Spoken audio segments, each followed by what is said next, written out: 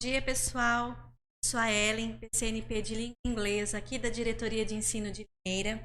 É um prazer estar com vocês nesse momento ATPC. Nós preparamos uma formação e eu confesso para vocês que me envolveu bastante. Espero que vocês aproveitem, que vocês estejam bem abertos. E o tema da nossa formação é atividades não presenciais, contextualização e vínculo. Antes de mais nada, eu gostaria que, se vocês estiverem com dúvida, em qualquer momento da nossa formação, você possa enviar através do endereço bit.ly/fiquei com dúvida. Ok? Então, eu vou apresentar agora para vocês os objetivos da nossa formação, para vocês já irem se familiarizando com esse tema. Bom, o primeiro objetivo é contextualizar o mundo VUCA e refletir sobre os papéis dos atores da educação em momento de isolamento social. Eu não sei se vocês já ouviram falar desse termo, a gente vai ver do que se trata, e aí a gente vai refletir sobre nós, atores da educação, diante desse contexto, desse cenário. O segundo objetivo da nossa formação é apresentar um aporte teórico que fundamente o trabalho docente durante as atividades não presenciais.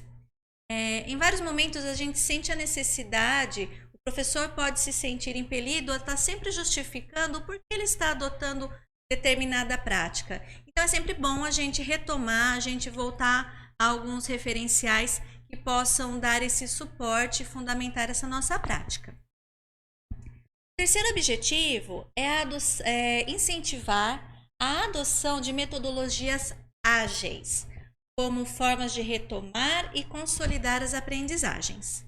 Então, a gente vai apresentar as metodologias ágeis,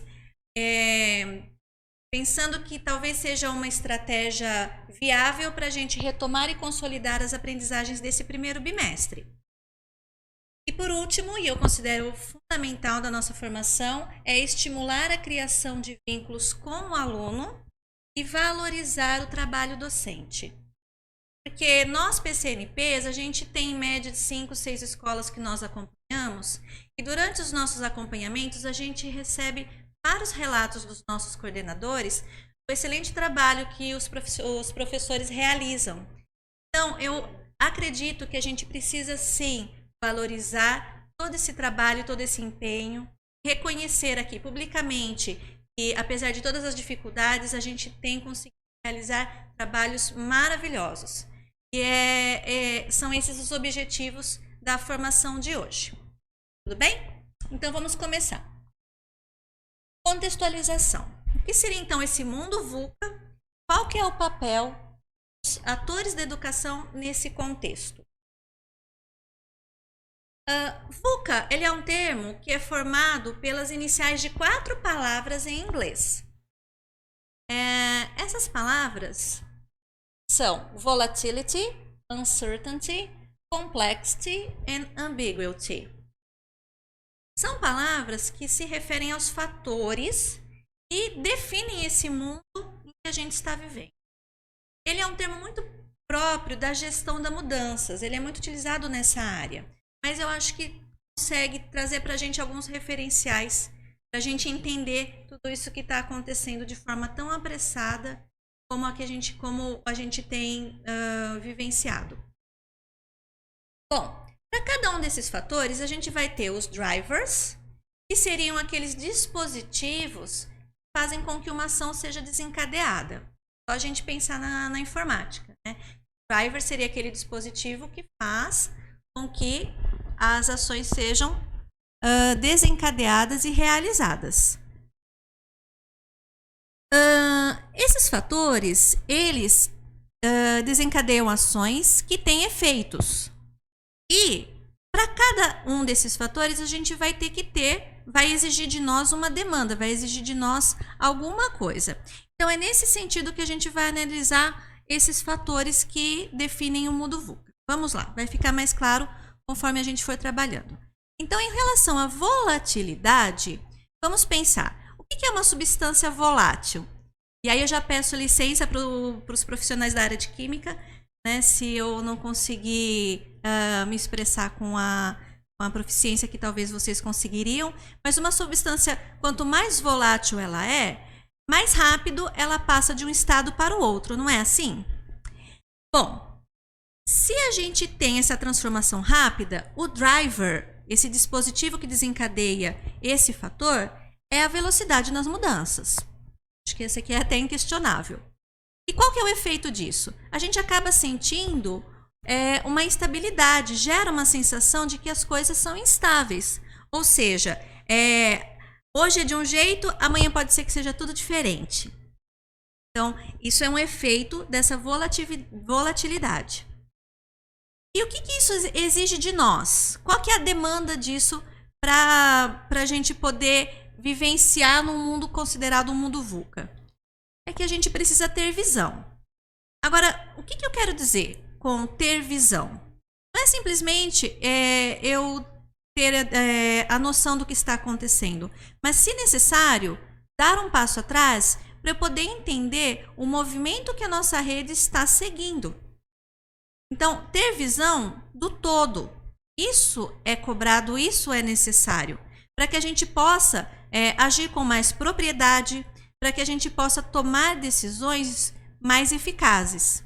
Isso é uma demanda que a gente talvez precise ir exercitando nesse cenário e, como eu disse, talvez de forma mais apressada, como nos foi imposta.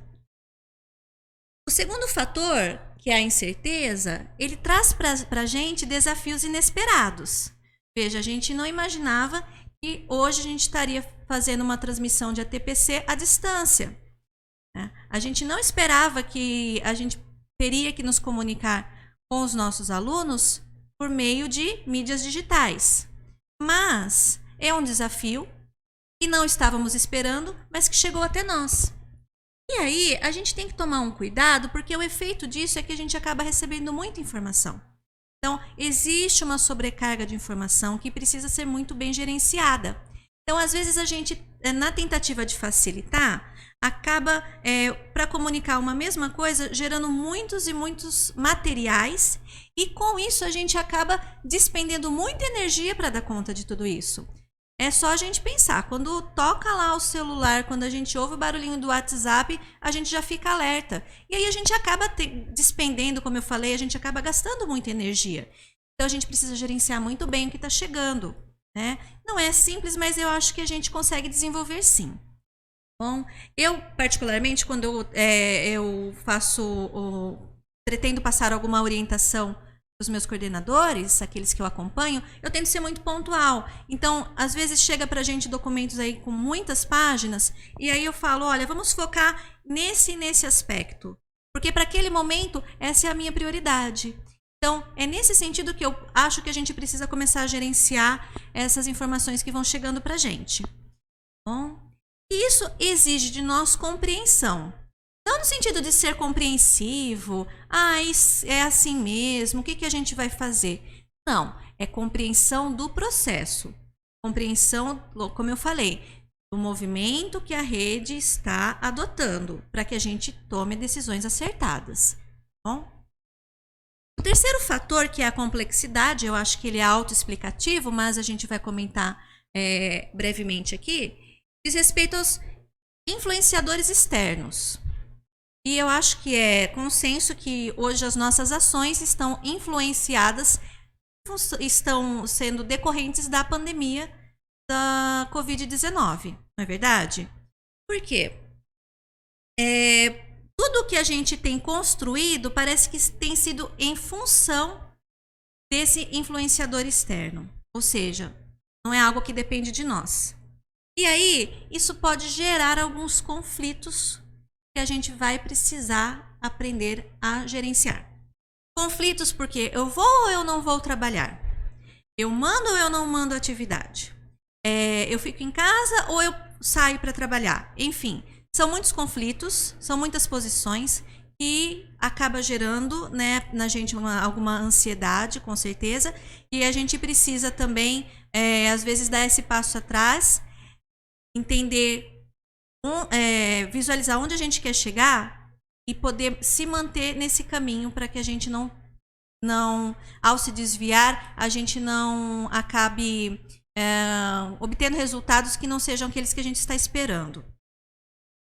E ele vai exigir, então, clareza, como eu disse, clareza de onde eu quero chegar e qual é o movimento, qual é o caminho, o percurso que eu preciso fazer para resolver esses conflitos e para, apesar dos influenciadores externos, conseguir continuar com as atividades regulares que a gente tem, que a gente já se propôs.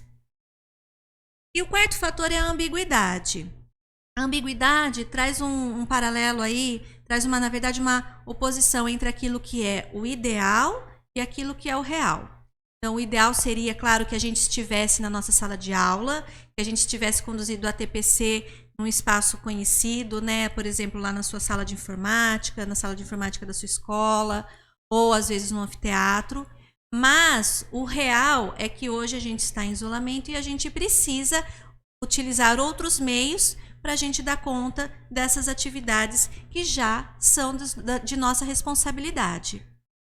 E aí a gente tem que tomar cuidado, porque se a gente tem um ideal, então, se eu penso na minha sala de aula e eu proponho para o meu aluno, naquele roteiro de estudos, atividades como se a gente estivesse em situação ideal, essas decisões elas são limitadas. E aí o resultado não vai ser eficaz. Então, quando as formadoras, há 2 semanas atrás, Letícia e Taine, apresentaram a proposta de elaboração do roteiro de estudos, elas anteciparam que a gente também precisa prever quais são os recursos que os meus alunos têm em mãos. Então, lá na casa dele, como que ele vai poder realizar aquilo que eu estou propondo, de forma que eu consiga extrair disso um resultado. Então, essa é a tomada de decisão que às vezes a gente precisa ser mais cauteloso, ser mais criterioso. Exige isso de nós. E aí, a demanda, né, como eu falei, exige que nós sejamos ágeis. Na minha opinião, essa talvez seja a demanda mais difícil de ser alcançada, de ser realizada, porque agilidade, com tudo isso acontecendo, com tudo sendo tão novo, às vezes é difícil de encontrar, mas a gente pode sim, pensando numa rede colaborativa, pegar experiências que nos ajudem a tomar essas decisões de formas mais ágeis. Bom, e aí, contextualizando esse cenário que a gente acabou de traçar aqui na nossa formação, eu pergunto para vocês, quem que é o nosso aluno que está em isolamento social? Então vamos refletir um pouco. E eu gostaria de pensar então que esse aluno ele não é diferente daquele aluno que a gente já conhece, aquele aluno que está na nossa sala de aula, que tem características que, de fato, devido a todo esse contexto, possivelmente estão mais potencializadas. Então, é um aluno que está em busca de autoafirmação. Então, ele está tentando se situar no mundo, ele está ali construindo a identidade dele, mas ele sabe que ele precisa fazer parte, pertencer a um todo muito complexo, como a gente viu. Ele continua sendo aquele aluno que precisa de referências, que está recebendo aí vários roteiros de estudos, mas parece que é tanta informação e ele não sabe como gerenciar isso. Então, ele precisa da referência do adulto, sim. E aí eu destaco mais uma vez a importância do trabalho, do papel do professor. Né? Porque, inclusive, ontem eu estava dando uma olhada no Face e Face de aluno só tem, ou melhor, Face de professor só tem aluno, né? E aí eu vi um comentário de uma aluna excelente, maravilhosa. Ela é aluna que só tira nota 10. E ela falava, ela postou o Bob Esponja ali vibrando porque ele tinha conseguido concluir uma atividade e só faltavam 100, né? Então, para o nosso aluno, imagina a ansiedade também, né? Que a gente vai falar daqui a pouco. São muitos roteiros, são muitas informações. Se na sala de aula presencial a gente já tem essa dificuldade, a gente já chega e às vezes o aluno está fazendo a lição de outra matéria, imagine agora para ele lidar com isso, com todas as coisas chegando ao mesmo tempo. Então, é algo que a gente precisa considerar, não é verdade? o mesmo aluno que está ali conquistando o seu espaço, mas que ao mesmo tempo tem que dividir esse espaço com o irmão. E talvez naquele horário que ele se propôs a estudar, ele teria uma tranquilidade para se dedicar. Ele tem que dividir o computador com o irmão que também está em isolamento, porque ele não está em sala de aula, que ele não está tendo aula. Então são situações muito conflituosas. As questões de convivência elas já são delicadas e parece que nesse momento elas estão ainda, como eu disse, mais potencializadas. É um adolescente essencialmente negociador, então a gente sabe qual é a moeda de troca, o que a gente precisa às vezes fazer para a gente conseguir extrair algo dele, isso presencialmente falando, e aí a gente talvez tenha que construir algum referencial para fazer isso agora no contexto de atividades não presenciais. E continua sendo aquele aluno ansioso e com questões familiares ali muito afloradas, questões financeiras, questões de saúde, questões emocionais. Então, se a gente já tinha um aluno que era ansioso antes da pandemia, agora com certeza essa característica foi ainda mais reforçada. Bom, você pode estar se perguntando, a gente traçou um perfil aqui para o nosso aluno, mas e eu? E eu, professor? Bom, como nós vemos você, professor? Eu vejo possivelmente que você vai ser ou a mãe, ou o pai, ou o irmão desse aluno, que além de tudo isso, é responsável pela aprendizagem desse adolescente, desse jovem, em situações tão conflituosas. Então, quem seria o professor, esse profissional em isolamento social? O professor é aquele profissional que está migrando do ambiente presencial para o ambiente virtual de atuação. E aí eu pergunto para vocês, será que esse fenômeno, essa migração para um outro contexto de atuação nossa, é uma exigência que adveio da pandemia? Veio por conta da Covid-19? Será que isso está me sendo imposto agora e eu tenho que apressadamente dar conta de demandas que antes eu não tinha? Eu entendo que não, porque em 2017, quando foi homologada a primeira parte da BNCC, ela já apresentava, o texto da BNCC já apresentava as 10 competências que a gente precisaria desenvolver no nosso aluno. E a competência número 5 deixava muito claro que a gente precisa desenvolver no nosso aluno a compreensão, a utilização e a criação de tecnologias digitais de informação e comunicação de forma crítica, significativa, reflexiva e ética nas diversas práticas sociais, incluindo as escolares, para se comunicar, acessar e disseminar informações, produzir conhecimentos, resolver problemas, exercer o protagonismo e a autoria na vida pessoal e coletiva. Bom, toda vez que a gente passa por uma reforma curricular, eu entendo que a gente precisa se apropriar dos pressupostos teóricos, dos conceitos epistemológicos, do movimento metodológico que esse documento está propondo para a nossa atuação. Então, não é simplesmente eu deixar de lado o currículo oficial que nos acompanhou aí por mais de 10 anos e agora eu vou utilizar o currículo paulista. Eu preciso saber quais são as teorias, quais são os conhecimentos e o que está ali inerente que precisa estar presente na minha atuação. Então, quando eu me referencio à competência 5 da BNCC, isso já estava previsto nas nossas práticas, na nossa atuação. Por isso que o que eu quero chamar a atenção é que, embora a gente esteja fazendo, sim, isso de forma rápida, apressada, como a gente contextualizou, já era algo previsto, já era algo que teria que acontecer. Então, é mais no sentido de que a gente se tranquilize, porque a gente tem esse momento de aprendizado. Pode ser que a gente vai recorrer a alguns autores, pode ser que nesse primeiro momento cause uma sensação de desequilíbrio, mas a gente está num processo que já era previsto. E teremos condições de dar conta, sim, e quando a gente retomar ou construir uma nova normalidade, esses conhecimentos eles já vão estar consolidados e já vão estar presentes na nossa atuação. Tudo bem? Pensando então em construir esse referencial para subsidiar a prática do professor, eu trouxe aqui para vocês um paralelo entre o ambiente de atuação presencial e o ambiente virtual que o professor está tendo para o qual ele está tendo que migrar nesse momento. Bom, eu acredito que seja importante a gente tomar um referencial que a gente já construiu, e sim, é referente à educação à distância, mas eu não vejo aqui que a gente está tratando de educação à distância no sentido próprio da palavra.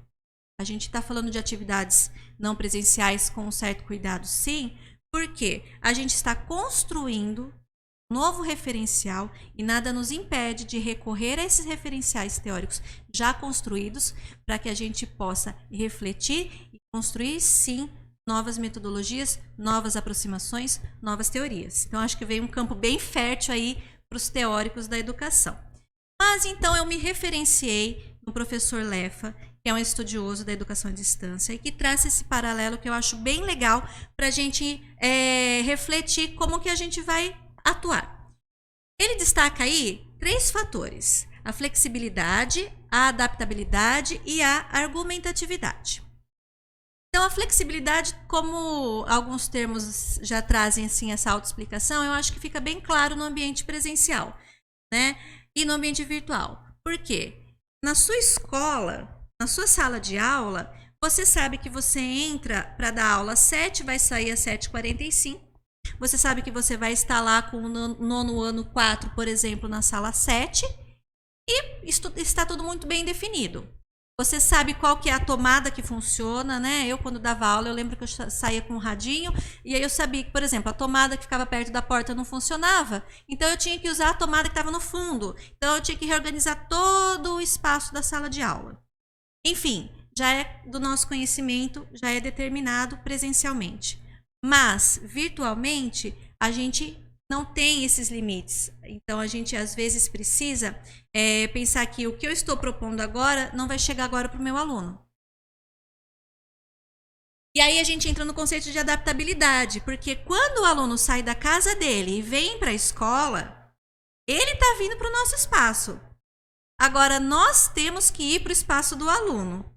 E como eu falei, às vezes é um espaço de disputa, porque numa casa que, por exemplo, tem 4, 5 pessoas, não vai provavelmente ter um notebook para cada um. Então, a gente precisa se adaptar às condições do nosso aluno nesse momento. E aí o outro fator, que é a argumentatividade, que eu acho muito interessante, é que em sala de aula presencial, a expressão corporal do aluno me diz se ele está entendendo, se ele está com dúvida, se ele está interessado, se ele não está interessado. Enquanto que no contexto virtual, eu dependo da escrita argumentativa desse aluno quando ele faz, né? Quando ele manda algum produto final para mim. E é por aí que talvez em sala de aula eu já conseguiria pegar alguns elementos para direcionar a minha atuação e que agora eu fico dependente do produto que o aluno está me entregando. Então, a escrita argumentativa, ela vai ter essas nuances que o professor vai precisar extrair para poder direcionar a sua atuação, né? Interessante a gente refletir sobre isso e, dando sequência aqui, a gente vai conversar sobre essa interação. Já que eu estou pensando na forma que eu estou chegando ao meu aluno, como que está se dando essa interação, esse momento de aprendizagem não presencial? Bom, o professor Leffa diz que o conteúdo que eu estou trabalhando com o meu aluno no ambiente virtual, ele não é inferior ao conteúdo que eu trabalho presencialmente. Então, isso é bem interessante de a gente pensar. O que você está produzindo agora, ele não é nem melhor e nem pior do que aquilo que a gente teria que produzir presencialmente. E o que vai variar, talvez, é o instrumento. Por quê? Hoje a nossa prática ela é sim mediada por tecnologia. A gente viu que isso já estava previsto. Agora, o domínio de uma ferramenta ou não é o que vai determinar o sucesso de interação. Não é verdade?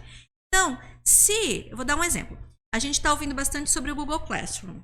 Se o meu professor e o meu aluno já estão familiarizados com essa ferramenta, aí é muito mais tranquilo a gente entrar na questão do conteúdo, do conhecimento. Mas, se ele não tem esse conhecimento sobre a ferramenta, em si, esse instrumento ele vai se tornar um conteúdo de aprendizagem, né? Então, o que eu vejo de positivo nisso? É que depois que a gente dominar, aí a gente vai entrar na nossa área, naquilo que nos realiza, que é o nosso campo de atuação, que é a sua disciplina, seja qual for, de história, de geografia, de inglês, de português, de biologia, de física. Então, a gente talvez precise sim passar por esse conteúdo, que na verdade era para ser um instrumento, mas a gente sabe aonde a gente quer chegar. E a interação do professor com o aluno? Em muitos momentos, o aluno pode pensar que o fato do professor não estar ali presencialmente é um indicador de que ele não precisa fazer nada. O professor não está aqui, então não vou fazer. Depois a gente vê. Agora, essa iniciativa que no ambiente presencial muitas vezes parte do professor em relação ao aluno é muito unilateral. Às vezes pode até partir do próprio aluno em relação ao professor. Então ele tem uma dúvida, ele sai do lugar dele e vai até o professor. O professor vê que ele não está participando, sai da mesa e vai lá na carteira do aluno. Agora, no ambiente virtual, isso tem uma outra configuração. Por quê? Lembra que eu falei da questão do momento? Às vezes o aluno ele vai se propor a estudar a sua disciplina, a sua atividade, a sua matéria, no momento que você está offline. E aí surgiu uma dúvida. Se a gente está numa comunidade de aprendizagem, uma comunidade aprendente, seja ela ali mediada pelo grupo do WhatsApp, por exemplo, quando o aluno tem uma dúvida e ele joga essa dúvida para o professor, ele aciona os outros atores envolvidos nessa comunidade aprendente. E isso é muito legal, porque aí a gente acaba desenvolvendo algo que talvez no presencial fica um pouco mais restrito, que é a colaboratividade. Então, a relação do aluno entre os alunos, sim, ela é diferente, mas ela também é positiva, certo? E aí, dando continuidade a esses referenciais teóricos que a gente selecionou, eu fiz aqui alguns recortes de algumas teorias, não no sentido de esgotar a riqueza e todo o trabalho desses autores, mas extrair alguns elementos que possam possibilitar a nossa reflexão e também dar mais subsídios para a nossa atuação. Então, o que dizem os teóricos sobre a aprendizagem? Estão pensando que a gente está conversando aí a gente está propondo para o aluno que ele possa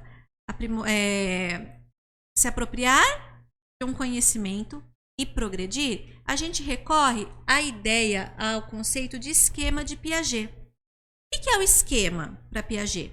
Não é aquele percurso que o aluno tem que traçar, ele tem que vivenciar para que ele chegue à aprendizagem? O esquema é aquela unidade básica do comportamento inteligente que vai se tornando mais complexo na medida em que o professor vai propondo atividades mais complexas. Então, se eu parto de um conhecimento que o aluno tem, né? E aí eu quero que ele chegue em estruturas mais complexas, eu tenho que traçar com ele um percurso. Por isso que os roteiros de estudos têm que ser tão bem pensados, para que a gente consiga atingir esse objetivo. Agora veja, talvez na educação infantil isso seja mais marcado, essa presença do professor enquanto aquele estimulador externo que organiza as experiências de aprendizagem. Mas na nossa etapa de escolaridade, agora no ensino fundamental 2 e no ensino médio, isso também é muito marcado. Essa presença do professor, ela tem que ser muito marcada. Porque é ele que vai desencadear no aluno aquela necessidade e aquele desejo de percorrer um caminho que vai levá-lo ao conhecimento, a construir o conhecimento. Então, quando a gente fala que o papel do professor é um papel fundamental, eu diria mais, eu diria que é um trabalho extremamente difícil. Não é simples a gente organizar experiências de aprendizagem como a gente vai ver. Bom, tudo isso pensando que se o aluno conseguir desenvolver essa autonomia nos seus estudos, a gente vai conseguir ele próprio se autogerencie. E para falar de autonomia, eu não poderia recorrer a um outro autor que não fosse Paulo Freire, né? E de toda a obra desse grande autor, o que eu gostaria de destacar aqui com vocês é que a autonomia, segundo Paulo Freire, ela é conquistada. Essa palavra é muito forte, né? Conquistar a autonomia me diz que ela não vem de forma fácil. Até destaquei aqui, não chega ao acaso. Porque o trabalho intelectual, ele é difícil, ele não é um trabalho simples. Não pode ser passivo. Exige que o aluno vá e conquiste. Eu já lembro daquelas grandes expedições, Napoleão indo e conquistando as terras. Quer dizer, tem luta, luta, envolve batalha, envolve esforço. Então, é algo que o professor organizar não é simples. Então, de fato, o nosso trabalho, ele é grandioso, ele é louvável, e ainda mais num contexto não presencial. Bom, e para aprofundar um pouquinho sobre essa questão de autonomia, eu vou propor para vocês uma interação no chat. Tá? Então, a gente vai abrir o chat nesse momento, e eu quero ser bem pontual na proposta que eu vou trazer para vocês. Nós vamos conversar sobre autonomia, mas seguindo esta pergunta. Você acha que é possível desenvolver a autonomia dos alunos em atividades não presenciais? Então, professores, nós vamos abrir o chat para essa nossa interação. Eu vou estar lá com vocês e eu vou pedir, por gentileza, que vocês se atenham a essa pergunta. Se você acha que é possível desenvolver a autonomia, você vai falar, você vai expressar a sua opinião. Se você tiver um exemplo, se você quiser compartilhar uma experiência, sinta-se que a gente está construindo uma rede colaborativa e que a gente precisa muito ouvir a sua experiência. Se você achar que é difícil, que é impossível, fala pra gente por quê, pra gente começar a pensar juntos estratégias pra gente sim desenvolver a autonomia do nosso aluno, para que a gente não perca durante esse período de suspensão de aulas presenciais tudo aquilo que já foi construído lá atrás. Bem, então eu aguardo vocês lá no chat.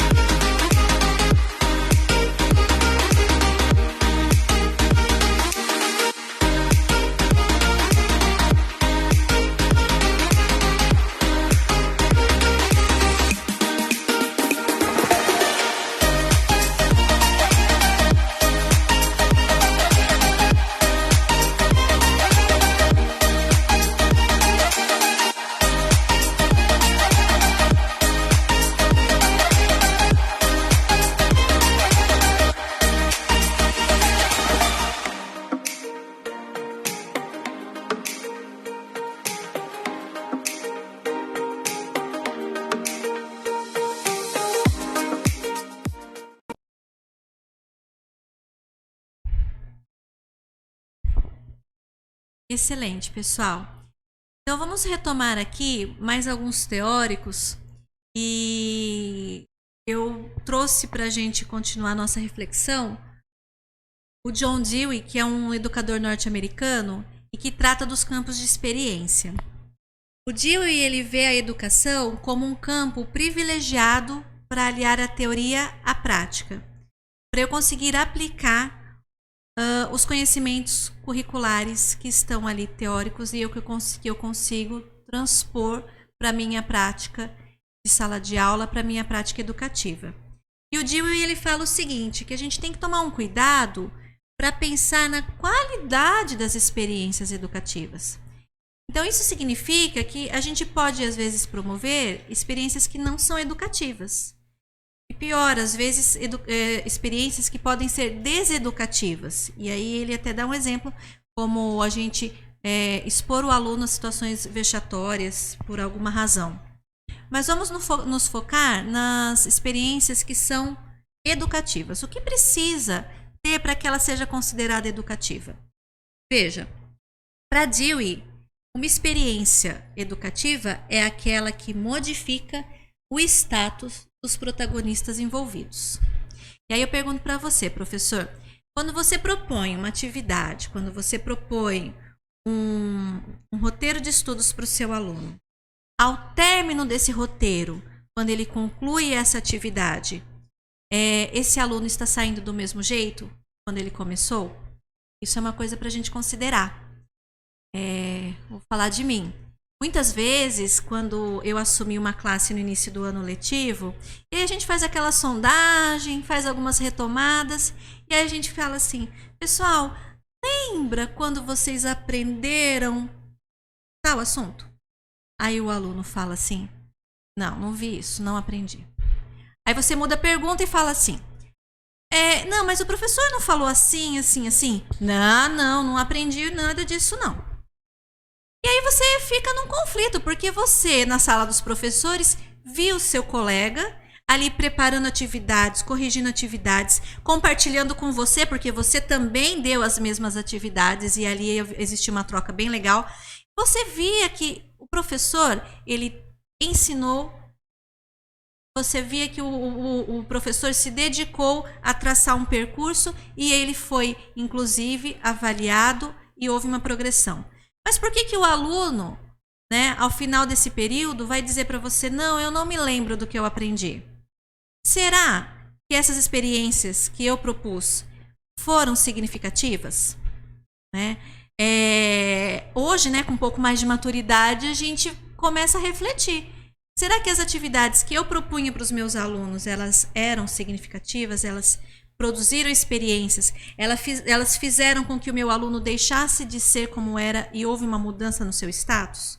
Então aí a gente precisa retomar também o conceito de aprendizagem significativa e eu trouxe para corroborar essa minha fala o Ausubel. O Ausubel fala de aprendizagem significativa como aquela que tem relevância para o aluno. Para ela ser significativa, ela tem que ser coerente, ela tem que ter relevância e ela tem que partir do conhecimento que o aluno já possui. Então, de certa forma, é mais ou menos o que eu estou buscando fazer aqui hoje, trazendo alguns conhecimentos que vocês já têm, para a gente poder avançar e trazer alguns elementos novos. Bom? Nós vamos passar agora para um momento bem legal, um momento, assim, como eu falei, bem envolvente da nossa formação, que é o estabelecimento de vínculos. Para a gente começar a pensar em vínculos, eu trouxe para vocês um vídeo, não sei se vocês já viram, é um TED da professora Rita Pierson, que diz que toda criança precisa de um herói. Então, se vocês já viram, eu convido a assistir novamente. Se vocês não viram ainda, tentem focar em alguns elementos que ela traz, tentando estabelecer conexões com a ideia de vínculo. Bom, vamos lá?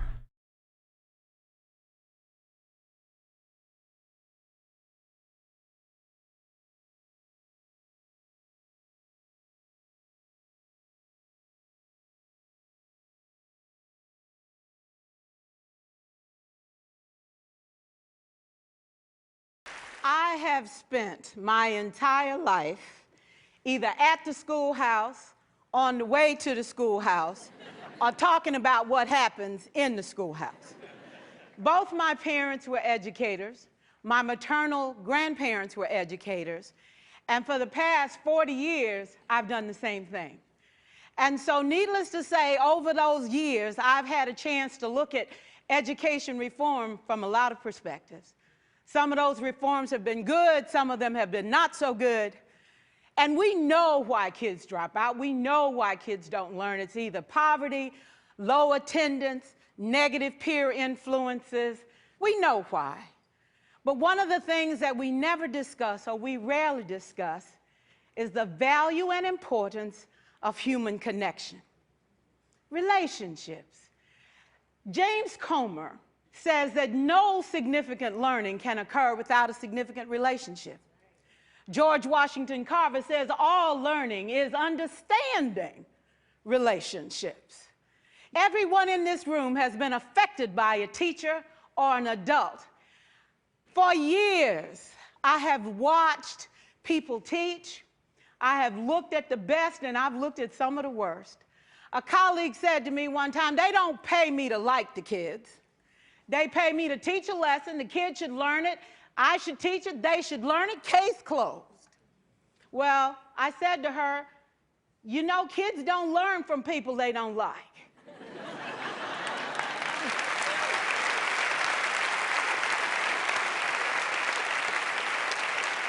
She said, that's just a bunch of hooey. And I said to her, well, your year is going to be long and arduous, dear.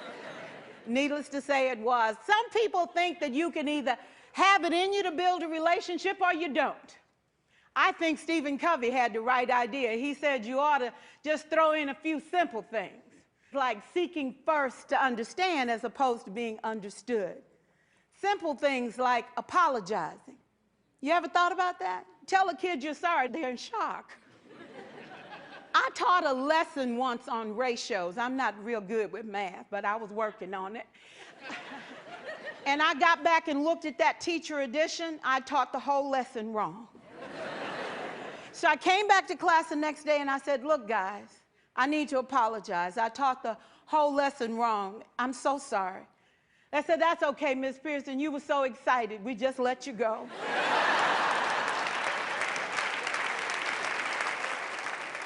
I have had classes that were so low, so academically deficient that I cried.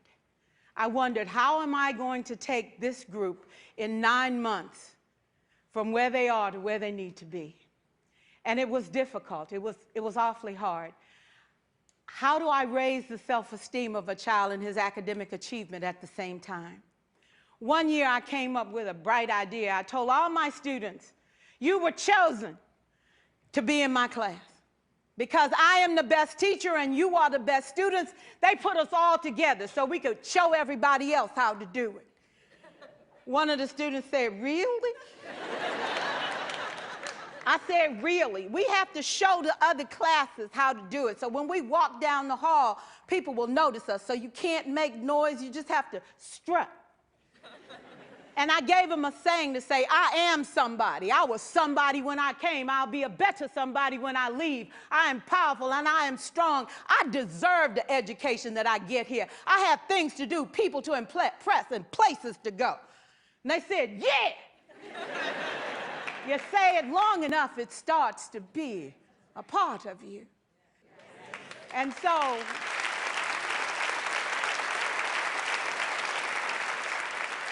I gave a quiz, 20 questions. Student missed 18. I put a +2 on this paper and a big smiley face. He said, Miss Pearson, is this an F? I said, yes. He said, then why'd you put a smiley face? I said, because you on the roll. You got 2 right, you didn't miss them all. I said, and when we review this, won't you do better? He said, yes, ma'am, I can do better. You see, -18 sucks all the life out of you. +2 said, I ain't all bad.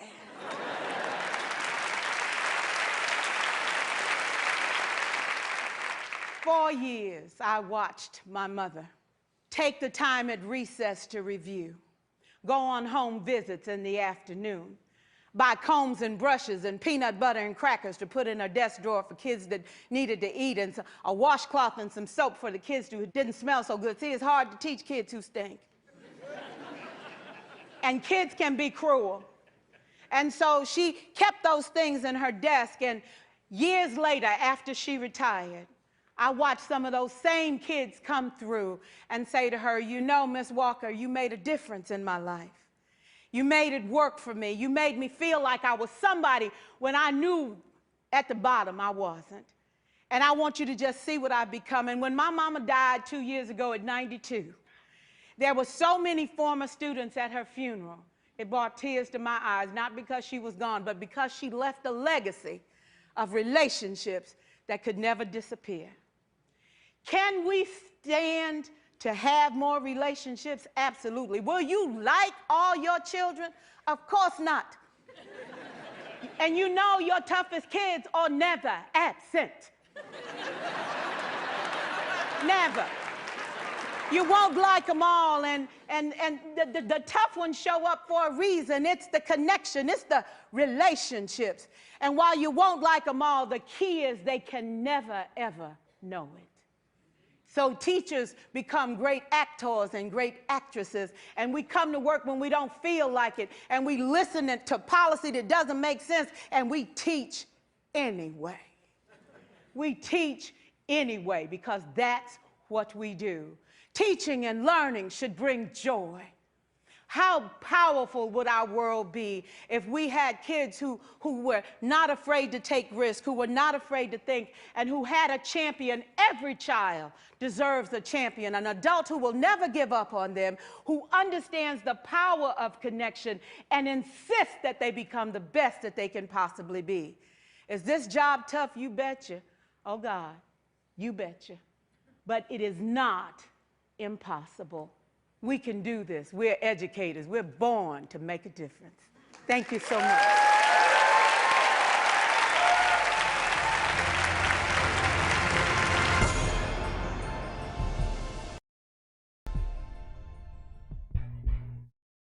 Bom, pessoal, eu acho que esse vídeo, ele introduz bem o nosso tema.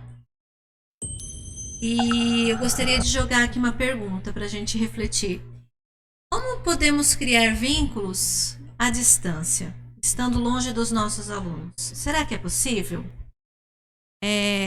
Eu acho que quando a Rita fala que o aluno só aprende com quem ele gosta, talvez eu faria um pequeno ajuste nessa fala dela. Eu diria que o aluno, ele aprende com quem ele tem vínculo. E o vínculo, ele é formado, ele é construído quando existe uma relação de confiança. Então, eu vou dar um exemplo. Vocês só vão aprender ou apreender aquilo que eu estou passando hoje para vocês se, de certa forma, eu conseguir passar para vocês essa confiança. Se a gente conseguir criar um vínculo. Então, tanto quanto na aprendizagem dos alunos, quanto em situações de comunicação, a gente precisa estabelecer relações de confiança entre aquele que está comunicando e aquele que está aprendendo. Então, é isso que eu destaco do vídeo que a gente acabou de assistir. Penso também que, como ela disse, nem sempre a gente vai gostar de todos os alunos. Você pode perguntar, Ellen, eu tenho 600 alunos, tenho 2 cargos, né? Sou professora de física, tenho muitas aulas, muitas turmas. Como eu vou criar vínculo com todos esses 600 alunos? Pessoal, o que eu quero que a gente reflita é que se você se predispõe a ter vínculos com o seu aluno, se ele tem confiança em você, a aprendizagem ela vai acontecer. Independentemente de você estar ali o tempo todo em contato com ele. Agora, eu sei que eu poderia perguntar e vocês teriam vários relatos, vários casos que vocês poderiam dizer de como isso foi fundamental. Então, eu peço que vocês lembrem desses momentos em que uma palavra, uma frase que você deu fez com que aquele aluno estabelecesse um vínculo de confiança e a partir daí, mesmo que não fosse a matéria preferida dele, você conseguiu tirar dele tudo que era necessário para aquele momento. Então, a Rita fala que a gente precisa apostar em coisas simples. Eu sei que existem várias situações, né? Numa rede grande como a nossa, a gente vai ter aquele professor que está com a turma já pelo 2º ano consecutivo, 3º ano consecutivo. Então já é mais fácil, porque o professor já conhece o aluno. Mas também a gente tem aquele professor que pegou a aula e na semana seguinte teve suspensão. E aí, como é que a gente vai criar vínculos com um aluno que eu não sei nem o nome? Só tem uma lista de chamada, né? Quem que é o aluno 5 do 1º ano 2? O que a gente pode fazer? É estimular a criação de redes colaborativas. Provavelmente, essa turma tem um grupo ali de professores. Se você não conhece, você pode acionar essa rede e perguntar: tem algum professor que manteve contato, que conseguiu falar com o aluno do número 5, né? Número 5 da chamada? Enfim, é possível a gente pensar em estratégias. E aí eu listei alguns aqui, né? Com base no vídeo e em alguns outros que a gente acabou refletindo conjuntamente com a equipe, é que, como ela coloca, procurar antes de ser entendido, entender.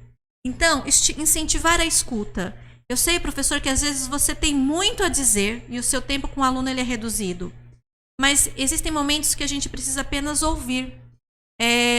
Eu recebi alguns prints de conversas que os professores estão tentando travar com os alunos, né? Motivando para que realize as atividades. E a gente vê que o aluno tem toda aquela carga, toda aquela ansiedade, e a tendência do aluno realmente, às vezes, é desistir, é parar, vamos ver no que dá lá na frente. Né? A tendência é essa. Só que, às vezes, uma atitude de escuta ela pode fazer a diferença. Se naquele momento ele precisa desabafar, depois ele vai fazer aquilo que você pediu. Então é esse feeling de saber o momento. Estimular a criatividade. O seu roteiro de atividade, o que ele está trazendo, né? Ele está trazendo apenas um produto final que seja uma resenha escrita? A gente vai ver que a gente pode entregar uma resenha de uma outra forma. Né? Na nossa ATPC da semana retrasada foram apresentados vários formatos de pesquisa que a gente pode retomar e aí dentro da habilidade, dentro da aptidão de cada aluno, ele vai se sentir mais à vontade. Então eu posso sim produzir um podcast, aquele aluno que é mais comunicativo, eu posso talvez produzir alguma coisa relacionada à imagem, a desenho, aquele aluno que é mais artista. Você sabe, você conhece. E se você não conhece, procure conhecer. Troque informações. Tá? O que você conhece do projeto de vida do seu aluno? Um pouco antes da suspensão das aulas, a gente teve o acolhimento, a gente estava em momento ali de elaboração das eletivas, de escolha. Né? Você sabe se aquele aluno conseguiu participar do agrupamento da aula daquela eletiva ou não. E aí, sabendo desses interesses, por que não oferecer ou mandar para ele algum material que possa ser do interesse? Para que ele veja que você está preocupado com esse percurso de aprendizagem dele. Né? Mesmo que você não seja o professor de projeto de vida, de eletivas. Né? Você estava em contato. Eu quero dizer que nesse momento a gente precisa ser flexível, né? Lançar mão de outras possibilidades e estar aberto a novas formas de interação. Ok? Pensando então em trazer o aluno para engajar numa atividade que a gente propôs, eu trouxe aqui para vocês a teoria de um psicólogo húngaro que eu achei muito legal, não sei se vocês conhecem. É o estado de flow. Em português seria um estado altamente focado e é do Mihaly Csikszentmihalyi. Desculpem o meu húngaro não tão fluente. Tá?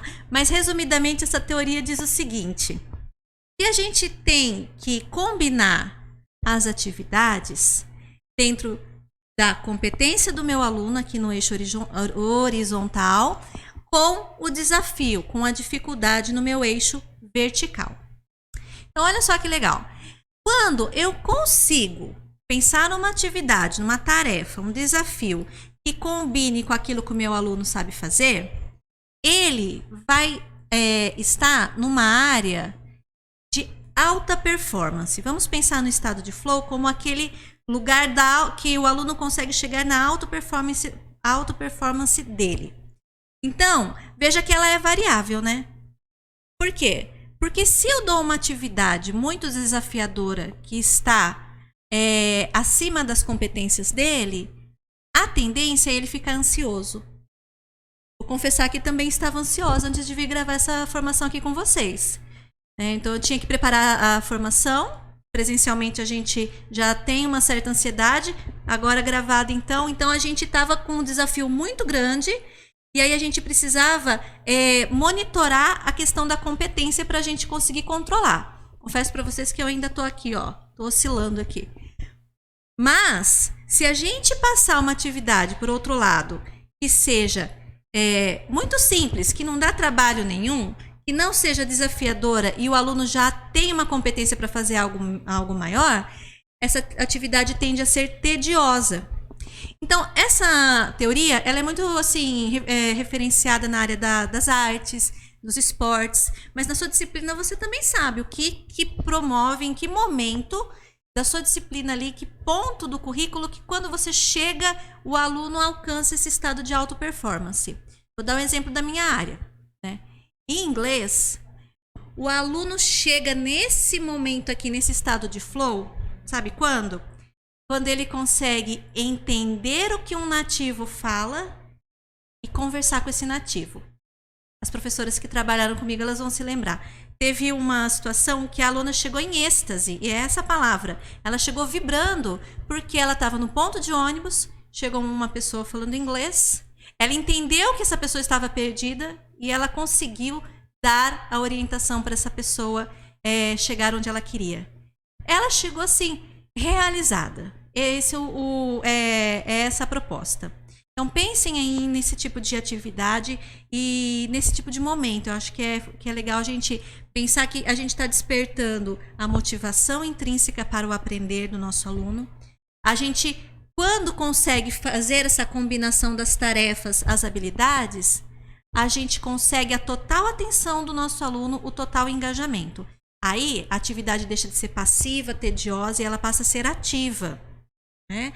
E aí o aluno consegue automonitorar, regular, né, controlar essa ansiedade, porque ele vai vendo que ele tem competência para realizar. Então isso é fantástico. Muito legal, recomendo se vocês quiserem se aproveitar. Por conta do tempo eu não vou conseguir explorar alguns fatores para a gente pensar em atividades assim, mas a gente pode trocar informações posteriormente, tá bom? E aí, para fechar essa parte da questão da criação de vínculos, eu deixo como sugestão esse filme, não sei se vocês já assistiram, eu acho que ele é 2011. Ele já é um filme, não é tão recente, mas chama O Substituto, e ele traz a história de um professor que ele escolhe conscientemente não formar vínculos, não ter vínculos com a escola onde ele atua. Então, por escolha dele, ele sabe que ele vai passar um período de tempo determinado, não suficiente para se vincular aos problemas daquela escola, daquela comunidade, daqueles alunos. Porque ele também tem uma vida com várias demandas, com muitas dificuldades. Enfim, ele descobre que criar vínculos, na verdade, pode mudar vidas. Então, fica aí como sugestão. Quem já assistiu vai fazer essa referência, provavelmente, mas ao assistir, pense que criar vínculos pode realmente mudar vidas. Bom?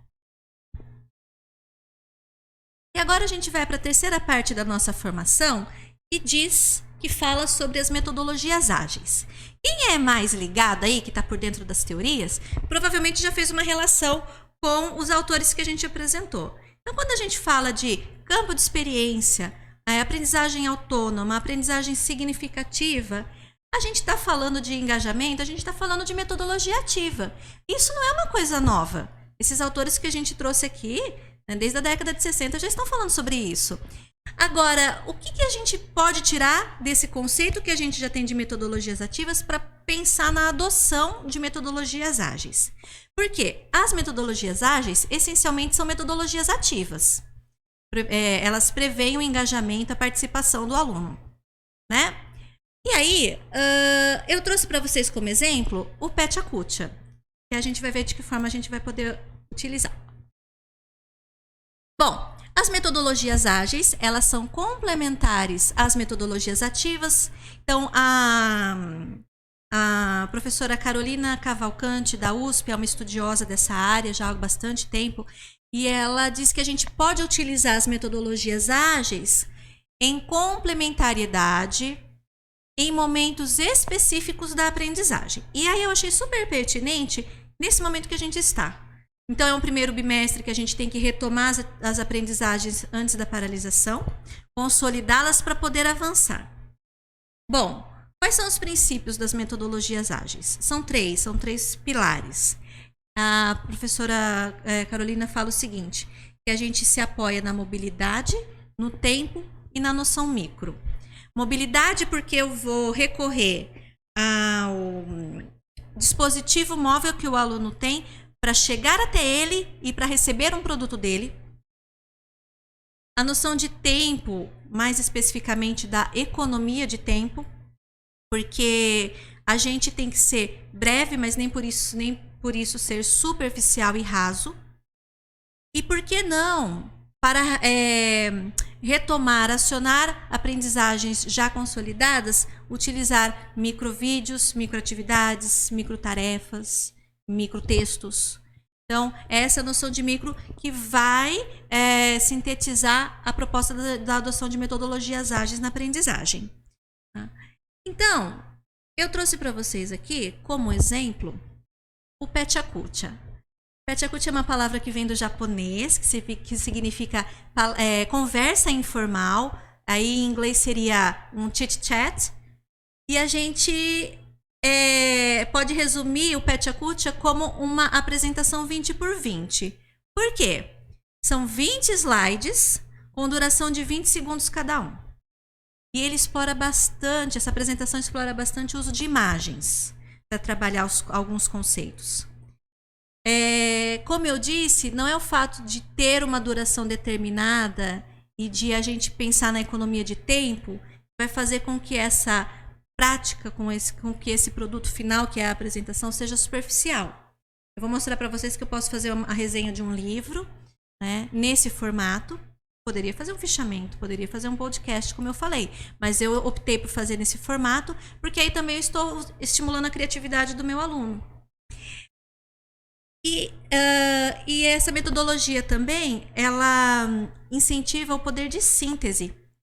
E para a gente fazer uma síntese, não é um trabalho fácil, né? Se a gente pensar lá na metodologia dialética, a gente sabe que a gente às vezes tem que sair de um todo muito confuso, né? De muitas informações que em princípio parecem não estarem conectadas, que é a síncrese. A gente tem que se debruçar sobre ela. Lembra o trabalho intelectual que não é fácil? Então aí a gente analisa e aí a gente produz uma síntese, resumidamente, né? Muito brevemente. Então vamos lá. Eu vou passar para vocês então a resenha de um livro. Eu confesso que a primeira vez que eu ouvi falar, eu não dei muito crédito, né? E eu tive que reconsiderar num segundo momento, porque ele é fruto de uma pesquisa comportamental, traz muitas reflexões para dentro desse tema que eu estou propondo hoje na nossa formação. E eu vou fazer essa resenha no formato Pechakucha, é uma demonstração, não vai ser completo por causa do nosso tempo, tá bom? Mas eu acho que vai ser bem interessante. Vamos lá? Vamos ver se dá certo? Então, o livro que eu trouxe para apresentar para vocês é o livro A Coragem de Ser Imperfeito, da Brené Brown.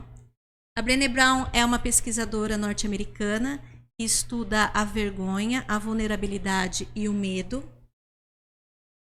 E ela traz alguns conceitos fortes nesse livro, mas que são frutos de pesquisa, como eu falei. O primeiro conceito que eu trouxe para a gente pensar e refletir nesse momento é o conceito de escassez.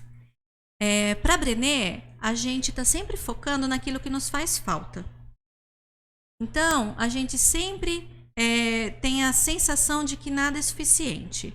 Então, eu não tenho tempo suficiente, eu não tenho formação suficiente, eu não sou bom o suficiente. E aí ela nos convida a refletir no contraponto. Então, o que seria o contrário da escassez? Seria o excesso? Não, na verdade, o excesso é uma forma de escassez. Então, se o contrário de escassez não é o excesso, o contrário de escassez vai ser a suficiência. E ela diz o seguinte, que se a gente sabe aquilo que é suficiente para nos realizar, para nos fazer plenos, a gente tem paz. E um outro conceito que ela aborda no livro dela é o conceito de culpa. Para Brené, a culpa ela é aquele sentimento de ter feito algo errado, mas tem algo positivo, porque eu consigo fazer melhor. E aí, ela fala que a culpa é diferente da vergonha. A Brené ela se dedica a falar da vergonha e ela dedica uma parte do estudo dela na diferenciação da vergonha entre os gêneros. Então, a forma que o homem sente vergonha é diferente da forma com que a mulher sente vergonha. E ela diz o seguinte, o problema é que a vergonha ela nos deixa estagnados, diferente da culpa. Porque na culpa eu sei que eu posso fazer algo melhor. Na vergonha não. Quando eu tenho esse sentimento, a gente é corroído por dentro porque a gente acha que a gente não consegue ir além. E ela traz um outro conceito, o conceito do medo. Então, nós temos medo, às vezes, de se expor, de se mostrar vulnerável. Nós temos medo de passar vergonha, nós temos medo de ser humilhado. E, em função disso, a gente acaba se isolando. E criando armaduras. Armaduras para nos proteger, armaduras para não estar em contato com aquilo que pode causar desconforto. Com que esses sentimentos que a gente conversou possam nos afetar. Só que o problema de usar armadura é que isso é muito pesado e eu tenho que carregar isso. E aí a gente entra no tema que ela pesquisa e fala bastante, que é a vulnerabilidade. Então, ela acredita e ela incentiva com que nós pratiquemos a vulnerabilidade. Não é o fato de você olhar no outro e procurar pontos fracos, porque todos nós temos pontos fracos. Fraquezas, mas a partir do momento que eu baixo esse nível e eu me mostro mais vulnerável, eu consigo estabelecer uma rede de empatia, que é o que a gente tem buscado nesse momento, não é verdade? E ela fala sobre o perfeccionismo. É impossível a gente ser perfeito, não conseguimos ser perfeitos em todas as áreas, não tem como. O perfeccionismo nada mais é do que uma forma de armadura. Lembrem-se da questão do peso de você ser perfeito. E por quê? A gente não precisa. E ela fala, né, quando a gente tem essa noção de ideal, a gente quer ser perfeito porque a gente tem um ideal que é a nossa referência. A gente acaba chegando num outro conceito dela, que é a comparação. E aí a gente acaba, não só na frustração, ela traz essa reflexão, a gente acaba pensando que a gente não vai ser bom o suficiente e a gente volta naquele ciclo de escassez. Porque eu não consigo atingir esse ideal com o qual eu estou me comparando. E aí ela fala da desmotivação de uma forma bem interessante. Né? Eu não tinha refletido sobre esse viés. Ela diz que a desmotivação, às vezes, ela causa aquele medo de assumir riscos. Então, às vezes, eu prefiro, a desmotivação geralmente, ela é a demonstração de um sentimento que eu tenho de não querer compartilhar. Porque eu não quero me arriscar, não quero me expor. Então, muitas vezes, quando a gente vê um sinal de desmotivação, na verdade, a gente não está querendo assumir responsabilidades. E aí ela incentiva com que nós tenhamos atitudes de coragem, mas aí eu não quero assumir um discurso aqui motivacional vazio. Ela fala que para a gente ter coragem, a gente precisa acreditar na relação de vínculos que a gente tem com o nosso aluno, que a gente tem com a gente mesmo, e a gente, para isso, tem que praticar a vulnerabilidade e estabelecer conexões. A conexão, para Brené, ela é aquela relação que ela nasce quando você consegue tirar energia, extrair forças de uma relação entre pessoas em que não há o julgamento, em que você se sente ouvido, em que você se sente acolhido, e aí a gente consegue se fortalecer. E para finalizar esse Pecha Kucha, breve Pecha Kucha, né? Essa demonstração que eu fiz para vocês, eu trago aqui essa citação, que eu acho que vai bem ao encontro do contexto educacional, diz o seguinte: Be here, be you, belong. This classroom belongs to all of us. Então, essa citação da Brené significa: esteja aqui, seja você, pertença. Essa classe pertence a todos nós. Então, professor, não é porque nós não estamos presencialmente na nossa escola e nós não estamos na nossa escola. Não é porque a gente tem imperfeições que a gente precisa se fechar e não se arriscar. Pertence a esse lugar. Mesmo a escola estando, de certa forma, fechada, ela continua sendo sua. Os alunos continuam sendo seus. E a gente precisa se sentir pertencentes a esse lugar. Tá bom? E eu peço licença agora para a Karine, PCNP, com quem eu estava conversando quando eu estava montando essa formação. Ela me trouxe essa imagem e eu achei bem significativa e vou compartilhar com vocês. Nós temos uma direção, nós sabemos onde temos que chegar, nós estamos remando para isso. Às vezes a gente pode ter alguns ventos adversos que fazem com que a gente se desvie momentaneamente do caminho, mas em equipe a gente volta para a rota. Volta sim. Bom, essa imagem que eu trouxe aqui, ela não é um bug na minha apresentação. Eu trouxe para chamar sua atenção de que existe espaço para o erro, sim. Até porque, vamos lembrar do que a gente viu lá em Piaget. A gente está no momento de desequilíbrio, em que a gente vai acomodar novos esquemas. Então, nesse processo, não só acontecem erros, como esses erros eles já são previstos. E a gente está em processo, a gente não está parado. Veja, só erra quem tenta, só erra quem faz. Vejam toda essa situação como possibilidades. A possibilidade de interagir com o seu aluno, a possibilidade de trabalhar aí da sua casa. Não é o ideal? Não é. Mas o fato de eu poder olhar para o lado, ver que a pessoa que eu amo está segura, está protegida, por mais trabalho que às vezes ela me dê, isso é ter gratidão. Isso é privilégio. Então, sintam-se privilegiados, sintam-se compreendidos, acima de tudo.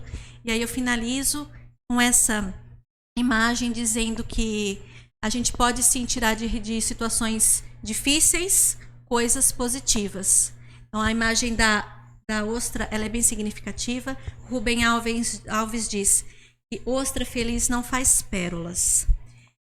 Eu espero que vocês tenham aproveitado esse momento. Eu tenha, de alguma forma, contribuído com a formação de vocês. Se ficou alguma dúvida, alguma pergunta, se de alguma forma eu não me fiz claro, eu vou pedir uma nova oportunidade. Manda sua pergunta, que eu vou ter toda a atenção e carinho em responder. Bom, é isso. Tenham um bom dia.